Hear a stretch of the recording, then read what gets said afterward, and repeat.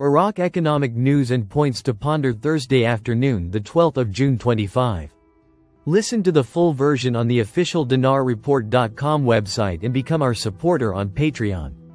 The resilience of fiscal adjustment over the flexibility of monetary adjustment. Mechanisms for repaying domestic public debt. On the flexibility of monetary adjustment mechanisms for repaying domestic public debt. Resilience of financial adjustment. Soft monetary hegemony. Over the past few years, the Iraqi economy has witnessed extensive overlap between fiscal and monetary policy, with the central bank assuming direct financial roles, from financing the deficit to stabilizing the market, which has led to ambiguity in roles and weakened some aspects of the effectiveness of monetary policy tools at different points in time. In rentier economies, where natural resources, primarily oil, dominate the structure of public revenues, the problem of the imbalance between the resilience of fiscal adjustment in maximizing non-oil revenues and the flexibility of monetary adjustment emerges, such as the ability to finance inflation or practice a cheap money policy in indirectly financing public budget operations, inflationary finance, by generating cash at the lowest cost, particularly through bond discounting mechanisms and government transfers. Fiscal policy is often constrained by the requirements of inflated public spending, weak revenue diversification, and high social and political obligations. This makes them less adaptable to cyclical shocks or sudden shifts in oil prices and the intensification of oil asset cycles. Alternatively, monetary policy, represented by the central bank, is left alone to confront the repercussions of these shocks, and is required to respond quickly through exchange rate instruments, liquidity injections, or currency market intervention, despite the limited room for maneuver available to it. This is one of the most severe examples of overlap, interaction, or conflict between fiscal and monetary policies. Simultaneously, the Iraqi economy is currently witnessing a qualitative shift in the balance of power between fiscal and monetary policies. This may represent a potential gradual shift from strong fiscal dominance to soft monetary dominance, meaning that monetary dominance is neither absolute nor severe, but rather occurs in a flexible and gradual manner, with a degree of coordination with fiscal policy. However, monetary policy does not completely lose its independence, given the legal or broad independence of monetary policy covered by Law No. 56 of 2004. After years of financial dominance, which relied heavily on government spending financed by oil revenues, a new phase began to take shape, with the central bank's role as a key player in controlling macroeconomic balances, particularly through monetary policy tools. The central bank maintained its independence with degrees of control over inflation and exchange rate management, interspersed with flexible and thoughtful coordination with the fiscal authorities to ensure market stability, ward off the specter of recession, and meet the necessary financing needs of public finances without threatening monetary control.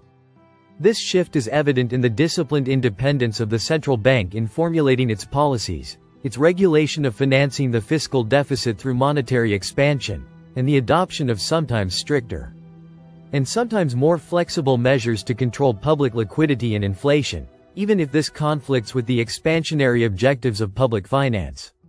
2. This shift in soft monetary dominance reflects a trend toward enhancing monetary stability. However, it also poses significant challenges for decision-makers in reconciling the imperatives of monetary discipline with the requirements of economic stimulus and sustainable development, in an economy that remains rentier and largely dependent on public spending for its overall activity. Hard fiscal dominance, B-. On the other hand, this problem has clearly emerged between public finances, in which they attempt to close aspects of their financing levers to reduce the effectiveness of the central bank's independent decisions, and hard monetary dominance. It is highly complex and manifests itself in broad and strict independence, after monetary policy demonstrated levels of tolerance for the emergence of soft monetary hegemony. Monetary policy is fully independent, while simultaneously taking into account the circumstances of fiscal policy during severe economic crises, particularly cycles of declining oil assets and rentier economic obligations. Despite the central bank's attempts to implement more flexible and independent monetary policies that fluctuate between two directions, the structural rigidity of public finances, whether in the form of fixed current spending or recurring deficits, has remained an obstacle to building a balanced and stable economic model. This imbalanced dynamic has often burdened monetary policy beyond its natural function, leading to monetary imbalances, such as inflationary expectations, exchange rate fluctuations, and unstable growth in public liquidity. Addressing this structural imbalance necessitated reassessing the relationship between fiscal and monetary adjustment, ensuring harmonious flexibility between monetary and fiscal policies. This would achieve a balance capable of absorbing shocks and supporting sustainable development. In a highly volatile economic environment exposed to pressures from oil asset cycles, thus, the expected effects will continue to reduce inflationary pressures, protect the country's foreign currency reserves, and enhance the credibility of the central bank domestically and internationally, in addition to paving the way for the issuance of stable domestic debt instruments and sustainable development. The problem of financing public expenditures with oil resources between monetary and financial adjustment. The relationship between financing public expenditures and oil revenues is one of the most prominent structural problems facing the Iraqi economy. Under the dominance of oil revenues, the state has relied for decades on a single source to finance its budgets, leaving it vulnerable to sharp fluctuations in global energy markets. This reality has posed dual challenges in terms of fiscal and monetary adjustment. At the fiscal adjustment level, fiscal policies failed to build a sustainable, diversified non-oil revenue base, or restructure public spending in line with long-term development goals. Public spending was often expansionary during periods of oil abundance and contractionary and harsh during periods of oil recession. Without flexible mechanisms to adjust the economic cycle or absorb shocks. Point 3 regarding monetary adjustment, the central bank found itself in a defensive position, sometimes forced to use monetary tools that were not geared toward achieving macro stability as much as they were. Emphasize the key takeaway of this section to respond to financing pressures resulting from the fiscal deficit, whether by stabilizing the exchange rate or injecting liquidity to cover government obligations. This often led to monetary inflation and imbalances in the currency market. Continued reliance on oil resources to finance expenditures without structural reforms at the fiscal and monetary levels will deepen the fragility of the economy and prevent the development of an integrated fiscal and monetary adjustment system capable of absorbing shocks and achieving stability and growth in the long term. Based on the above, there are two basic mechanisms that monetary and fiscal policies have become accustomed to exchanging roles between them. Monetary adjustment, reducing the external value of money, first mechanism. Any devaluation of the exchange rate, as it often leads to providing leverage for public finances with low purchasing power for government expenditures, and helps sustain nominal operating expenditures such as salaries, wages, pensions, and social welfare, but does not help sustain external payments such as debt service, imports, and government external payments, as long as there is a stagnation in expanding the non-oil revenue base. It is simply buying a cheaper dinar financed by the same oil revenues exchanged from the central bank, which means that the fiscal adjustment will become derived from the monetary adjustment, nothing more. The second mechanism. In the event of enhancing the external value of money, the second mechanism.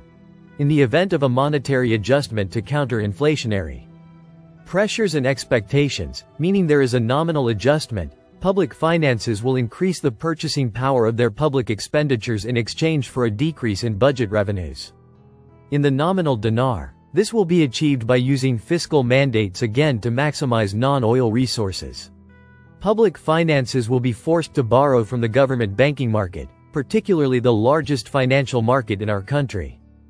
Given the phenomenon of external liquidity leakage according to the country's overall monetary equation, this mechanism will force monetary policy to accept the discounting of government bonds and expand the monetary base through open market operations, as long as foreign currency has been obtained through highly flexible monetary adjustment. This is achieved by the budget bearing a financial deficit financed through the ability of monetary policy levers to provide sufficient liquidity to the government in an ongoing process. This process now absorbs approximately 50% of the domestic public debt, which is an additional monetary issuance due to financial dominance. 4. Domestic public debt repayment and joint policy. This has been achieved as long as it has the ability to cover the national currency issued by discounting domestic debt instruments held by commercial banks, and through open market operations. This coverage rate exceeds 75% for these discounted debt instrument issues covered by foreign exchange reserves, without prejudice to Article 26 of the Central Bank of Iraq Law Number 56 of 2004, which prohibits lending to the government but allows the sale and purchase of foreign currency through open market operations. This means the regeneration of foreign currency, known as MOM. Amidst positive factors provided by optimism in the current account of the balance of payments and its impact on the provision of a government borrowing lever from the banking system, which the public finances. Considered a convenient lever to finance the deficit for the purpose of expanding public spending. This means that there is a major economic shift in which monetary policy becomes the controlling force over public finances, after fiscal policy had been dominant. This could indicate an extremism in the independence of the central bank, or a greater reliance on monetary tools to control macroeconomic movements and overall economic activity, rather than relying on government spending due to the rigidity of fiscal adjustment. Most of this borrowing came from the purchase of treasury transfers to the government banking system. B. On the other hand, the foreign currency issued and operating outside the banking system in our economy is primarily idle cash balances operating outside the banking system. However, it has not constituted a source of disruption to monetary policy or macroeconomic stability, despite the fact that 90% of the monetary issuance is mostly outside the banking system. 5. Noting that idle cash balances outside banks, which are cash held by individuals or institutions and not deposited in the banking system, include liquid cash, money held by economic units in homes, offices, or any other place away from banks. The reasons for keeping cash outside banks, as is well known in our economy, stem from inherited characteristics, including limited trust in the banking system. Some prefer to keep their money in cash due to fears of financial crises at opaque institutions, which are little known. This is in addition to the lack of appropriate banking services, especially in rural areas or those lacking banking infrastructure, or the lack of easy access to the funds held in the gray market or their immediate use when needed. The gray market still accounts for approximately 70% of total market transactions. It is no secret that, in light of the dominance of the gray market, the informal economy has become, in the case of using cash outside banks, merely a tool for avoiding taxes or recording transactions. Despite this, inherited cultural and social reasons favor keeping cash as a traditional method for storing wealth, even today, within the components of the overall monetary economy. These inherited cultural complexes will be transformed by electronic payment methods into inert money, but this time within the banking system, unless they are invested. Based on the above, it can be said that semi-external money, which is created by the domestic public debt and amounts to more than 85 trillion dinars, which is one of the factors of monetary issuance, and a component of basic money, does not generate any inflationary pressures as long as it is covered by foreign currency, which automatically transforms it into completely external money, rather than being semi-external money. This automatic transformation from semi-external money to external money is governed by two factors. First, automatic high coverage of semi-external money. Second, the rational official exchange rate, which allowed domestic borrowing to reach more than 85 trillion dinars without causing disruptions in the growing liquidity sourced from indirect monetary issuance financing through the trading and discounting of sovereign bonds and treasury transfers, as mentioned above, at the Central Bank of Iraq. Hedging against the link between public debt and the money supply issued through domestic borrowing will remain a controversial issue within economic policy circles, both financial and monetary, regarding maintaining economic stability. This is because the availability of cash balances outside or within the banking system will remain uninvested or unused for a long period of time. This money is often stored in homes, in current bank accounts, or in funds without generating any returns or interest. This is not ideal from an economic perspective, as it leads to the loss of investment opportunities. Therefore, these balances can be invested in projects that generate profits or benefit the national economy. This money is also affected by inflation. The purchasing power of this money may decline over time due to long-term inflation rates, as well as weak economic efficiency, which means that there are uninvested funds that are difficult to utilize as financial resources. Some text goes here: is there a break-even point for measuring the relationship between the accumulation of domestic public debt held by the monetary authority and foreign reserves in a rentier economy? Some text goes here. Emphasize the key takeaway of this section. This is what we will discuss below. 6 joint monetary adjustment operations between monetary and fiscal policies. Mechanisms and scenarios for extinguishing domestic public debt. What the national economy and economic policy can bear is monitoring the current account of the balance of payments to the gross domestic product. This requires fiscal policy to work to extinguish domestic debt whenever there is a positive improvement in that ratio. This is an automatic process that should be carried out from outside the framework of the joint monetary adjustment operations, JMAOs, i.e., adjustments between monetary and fiscal policies in the interest of containing domestic public debt within the financial and monetary systems. As we mentioned, the central bank still holds more than 50% of that domestic government debt, which has become the country's monetary basis. In contrast, the traditional default on the principle of domestic debt requires the adoption of a framework of joint fiscal and monetary policies, one of whose priorities is to avoid, when absolutely necessary, reducing the external value of money, the exchange rate, in the event of a default and its extension into the long term, especially if the country's foreign reserves have not decreased without a decrease in the domestic debt balance, or the creation of any national assets that the public finances can exchange from the public domain for that debt, according to the strength of the current account indicators of the balance of payments and the oil asset turnover. As external factors influencing macroeconomic stability, the current account of the balance of payments to GDP ratio is a monitoring factor for the accumulated unpaid domestic public debt, one of the most important indicators for measuring debt sustainability and its impact on long-term stability, particularly the problems of rising inflation rates. This is within the framework of a fiscal policy that seeks financial consolidation, i.e., the annual reduction of the general budget deficit and the reduction of the domestic debt stock to achieve the goals of stability and sustainable economic growth.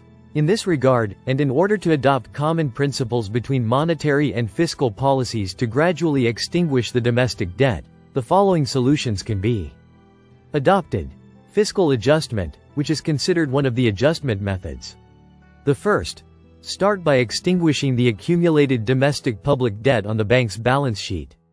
The central bank, whenever that debt approaches the value of marginal external money, foreign reserves, converts the marginal portion of the debt to its equivalent in the value of the annual deficit in the current account of the balance of payments divided by the annual GDP, hybrid monetary fiscal adjustment. Second, the central bank's acceptance. The monetary authority agrees to waive the annual interest charged on those government financial assets held by the central bank's general budget, i.e., zeroing the annual interest rate, until the general budget situation improves and the deficit gap in the current account of the balance of payments and the general budget, or one of them, is eliminated, and a solid roadmap is initiated to extinguish the public debt held by the monetary authority. 7. The above does not negate the adoption of a policy to extinguish the accumulated domestic public debt balance in the public finances, which currently constitutes the bulk of the central bank's external assets. Third, contrary to the second statement above, monetary policy will bear the pressures of the money supply from external currency.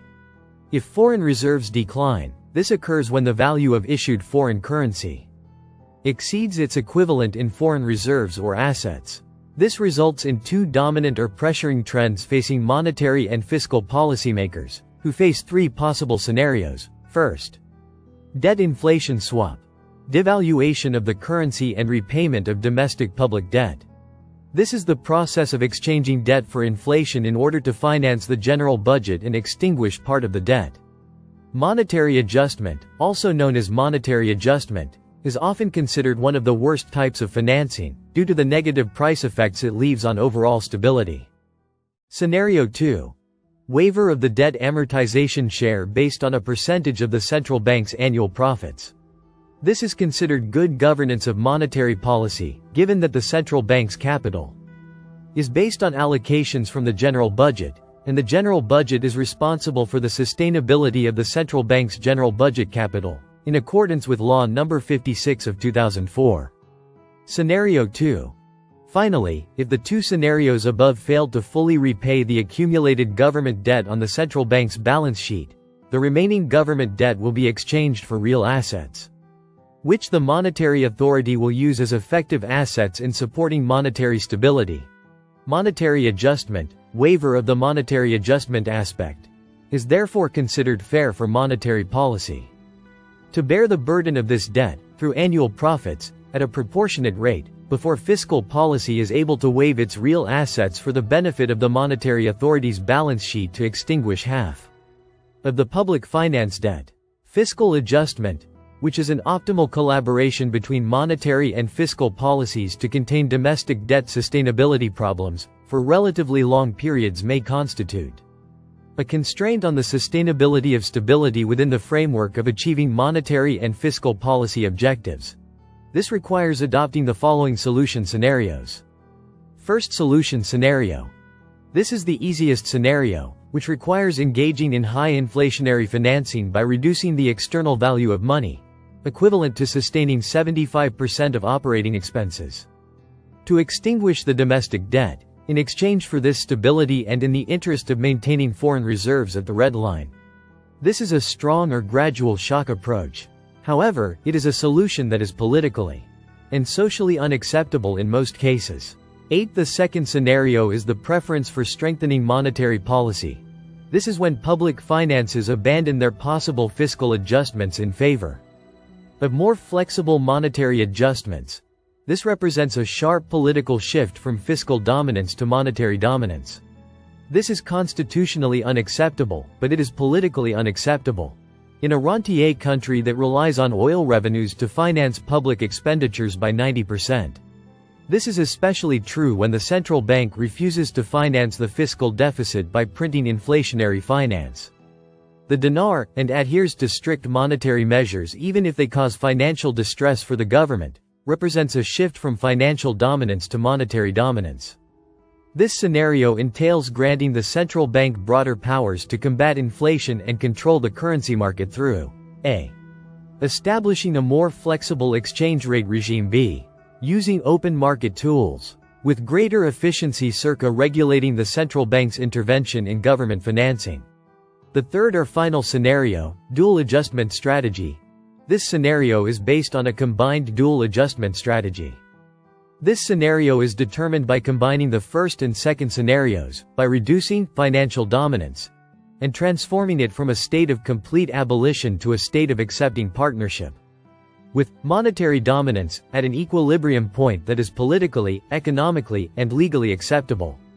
This is a shared will, but it will grant the central bank in a highly rentier country the powers of public finance to protect financial stability and sustainability, and to address the cycles of oil assets.